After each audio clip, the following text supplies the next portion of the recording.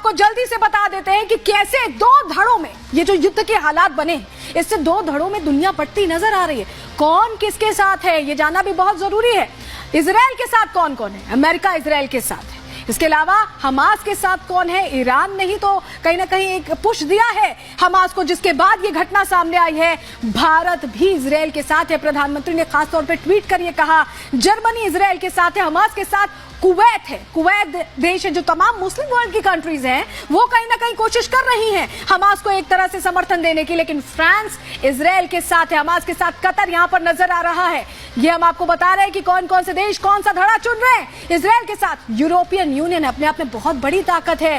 तुर्की है, हमास के साथ है। मुस्लिम वर्ल्ड की कंट्रीज कहीं ना कहीं हमास का समर्थन कर रही हैं, और पाकिस्तान हमेशा ही आतंक को सपोर्ट करता रहा है, यहां भी वही कर रहा है, हमास के साथ है। लेकिन कनाडा ने यह साफ कर दिया है कि वो इजराइल के साथ है। ब्रिटेन, वो तमाम ताकतवर देश अगर हम कहें, मुस्लिम कंट्रीज को अगर छोड़ दें, तमाम जो है यहां पर खाड़ी देशों की कंट्रीज हैं, यमन हमास के साथ है, लेकिन यहां पर जापान भी इजराइल के साथ खड़ा नजर आ रहा है। लेबनान के जो आतंकी संगठन हिजबुल्लाह, उसने पहले ही हमले तेज कर दिया। ऐसे में साफ समझ में आ रहा है कि हमास के साथ है, लेकिन इटली भी इजराइल के साथ। पूरा यूरोपियन यूनियन कहें, जर्मनी, फ्रांस, इटली, ये तमाम जो देश है ये इजराइल के साथ खड़े नजर आ रहे हैं। पोलैंड भी इजराइल के साथ खड़ा है। जो तमाम ताकतवर देश है, महाशक्तियां हैं, डेवलप्ड कंट्रीज हैं, वो पूरी तरह से इजराइल का समर्थन कर रहे हैं। और यही वजह है कि अब ये हमास के लिए बहुत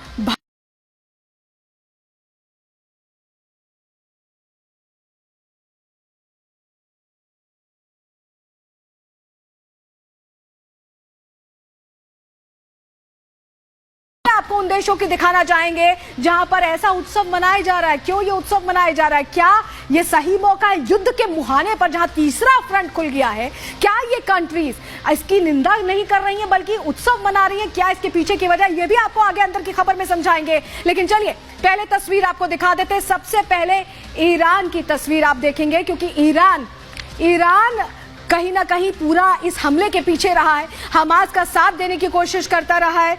लेकिन पहले आपको सुनवा देते, वो तस्वीरें हम आपको दिखाएंगे, लेकिन चलिए पहले आपको सुनवा देते हैं कि पाकिस्तान के लोग कैसा रिएक्शन दे रहे हैं। पाकिस्तान समर्थन कर रहा है, आधिकारिक बयान आ चुका, लोगों का भी रिएक्शन, आम लोगों का रिएक्शन सुन लीजिए। हमने इसराइल को तस्लीम ही नहीं किया। अच्छा। हम इसीलिए तस्लीम नहीं करते कि इसराइल मुसलमानों पे जुल्म कर रहा है, ठीक है ना। ये जुल्म को रोकना चाहिए। जब तुम मुसलमान ही मुसलमानों पे जुल्म करोगे तो फिर जाहिर बात है मुसलमानों ने भी मुसलमानों के अलावा उठाना है। किसने उठाना है? और इसराइल अभी देखो, सऊदीया, ये दूसरे तीसरे मुल्क इसराइल के साथ बैठ के बातचीत कर रहे हैं, उसको तस्लीम भी कर ले, जबकि ये नहीं होनी चाहिए। सबसे पहले उनको इसराइल से बात करनी चाहिए, यार ये जो आप इस फलस्तीन पे जुल्म कर रहे हो, इस जुल्म को बंद करो, फिर आप हमसे बैठ के बात करो। और चलिए अब आपको हमने बताया था कि कैसे अलग अलग देशों में जश्न मनाए जा रहे हैं। ईरान की सबसे पहले बात करना बहुत जरूरी है। जो तस्वीर आप देख रहे हैं, हमास का समर्थन ईरान ने किया है, और यही वजह है कि जो पूरे हथियार मुहैया कराए हैं, अंदर खाने से जानकारी मिल रही है कि ईरान की तरफ से ही दिए गए हैं। और यहाँ पर जश्न की तस्वीरें आप देखिए, ये जश्न मन रहा है। लंदन की भी आपको तस्वीरें दिखा रहे। ब्रिटेन ने साफ कर दिया है कि वो इजराइल के साथ खड़ा है, लेकिन लंदन में जो फिलिस्तीनी रहते हैं, फिलिस्तीनी, उन्होंने यहाँ पर जश्न मनाए हैं। और लेबनान की तस्वीरें, जो कि इस हमले में शामिल हो गया, हिजबुल्लाह के जो आतंकी संगठन है वो भी हमला कर रहा है, वो भी यहां पर जश्न मनाते नजर आ रहे हैं। ये तस्वीरें बता रही हैं कि कैसे इस मौके को भी लोग बुलाने से नहीं चूक रहे हैं। तो ये वो तस्वीरें हमने आपको दिखाई, और अब आपको हम वो जानकारी देते हैं जो आपके लिए बहुत जरूरी है जानना। इजराइल झुकने नहीं वाला है। इजराइल ने मैसेज क्लियर किया है और इसको लेकर तैयारी भी पुख्ता है। क्यों कह रहे हैं, जरा देखिए। ये आपको जो हम ग्राफिक्स दिखा रहे हैं, इसके जरिए आप देखेंगे तो आप बेहतर तरीके से समझ पाएंगे, क्योंकि इजराइल तमाम जो मुस्लिम देश हैं उनसे घिरा हुआ है। यहूदियों का यह देश है, और यहां पर ही ये जो रणनीति अपनाने की कोशिश की गई थी, हम आपको बताएं, सीरिया, लेबनान, जॉर्डन, गाजा पट्टी से तो हमले ही हो रहे हैं, लेबनान से तो हमले ही हो रहे हैं, वेस्ट बैंक को भी निशाना बनाने की बात है। इजिप्ट भी अब अपने तेवर बदलता नजर आ रहा है। पहले नम था, कुछ बोल नहीं रहा था, लेकिन इजिप्ट के भी तेवर बदल रहे हैं। सऊदी अरब देश भी कहीं ना कहीं हमास के साथ नजर आ रहे हैं, लेकिन इजराइल ने यह तय कर लिया है वो झुकेगा नहीं। और यही वजह है कि एक पूरी तरह से डिफेंस मैकेनिज्म एक्टिव हो गया है, और उस पर काम करते हुए जवाब लगातार इजराइल की तरफ से दिया जा रहा है। सबसे बड़ी बात यह है कि इजराइल की अगर बात बात करें तो 96 लाख की आबादी वाला देश है, लेकिन इन 96 लाख लोगों में हमने आपको बताया कि कैसे ये इक्विप्ड है, हर नागरिक को ट्रेनिंग दी गई है। ऐसे में हमास के लिए अब उल्टी गिनती शुरू हो गई है। क्यों हम ऐसा कह रहे हैं, रिपोर्ट के जरिए आपको दिखाते हैं।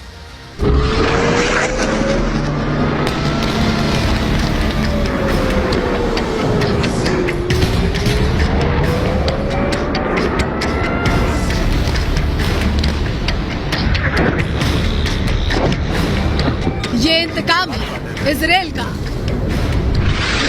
ये जवाब है हमास की हिमाकत का। गाजा पट्टी पर मची तबाही दुनिया को बता रही है इजराइल की ओर आंख उठाने वालों का अंजाम क्या होता है। गरजते फाइटर जेट और बरसते बम दुश्मनों को दहला रहे हैं। गाजा पट्टी में ऐसी तबाही मची है जिसके बारे में हमास ने सोचा भी नहीं होगा। क्षेत्रफल में भारत के केरल राज्य से छोटा और आबादी के मामले में दिल्ली से आधा इजराइल दुनिया का वो देश है जो चारों ओर से दुश्मनों से घिरा है।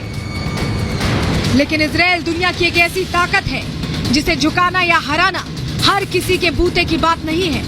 दुनिया की बड़ी बड़ी ताकतें इजराइल की सेना से खौफ खाती हैं। आपको जानकर हैरानी होगी कि इजराइल दुनिया का वो इकलौता योद्धा देश है जो आजादी का जश्न भी ठीक से नहीं मना पाया और सेना को जंग के मैदान में उतारना पड़ा। तब उसके पास न ज्यादा संसाधन थे, न घातक हथियार, न ही लंबी चौड़ी फौज। 1948 में इजराइल ने खुद को आजाद देश घोषित किया। तब अरब देशों की सेनाओं ने उसके खिलाफ जंग छेड़ दी। 1 साल तक चली जंग में आखिरकार जीत इजराइल की हुई। इस जंग के बाद इजराइल ने तेजी से खुद को मजबूत करने का काम शुरू कर दिया और आज उसके पास दुनिया की लेटेस्ट टेक्नोलॉजी है। कई ऐसे घातक हथियार हैं जिनसे महाशक्तियां भी खौफ खाती हैं। सेना का एक ऐसा बेड़ा है जो ताकतवर से ताकतवर दुश्मनों को नाको चने चबवा दे।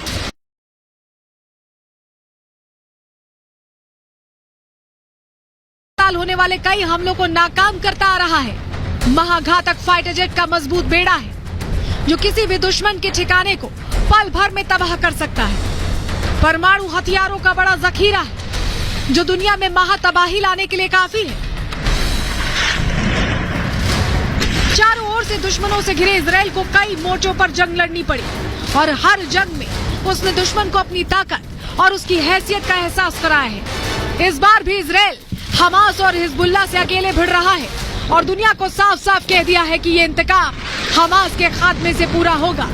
बता दिया है कि हमास के दिन अब खत्म हो चुके हैं। अपने हथियारों के दम पर वो हमास के फाइनल चैप्टर की स्क्रिप्ट लिखकर ही रहेगा। Bureau report, Republic Bharat. तो अभी हमने आपको बताया कैसे मुस्लिम देशों से घिरा हुआ है और हमारे साथ रोबिंदर सचदेव साहब जुड़ गए हैं, अंतर्राष्ट्रीय मामलों के जानकार। उनसे और बेहतर तरीके से समझेंगे सर, मुस्लिम देशों से घिरा हुआ है, कितना मुश्किल है इजराइल के लिए इन चैलेंजेस को पार करते हुए इस युद्ध को जीतना और कितना वक्त लगेगा?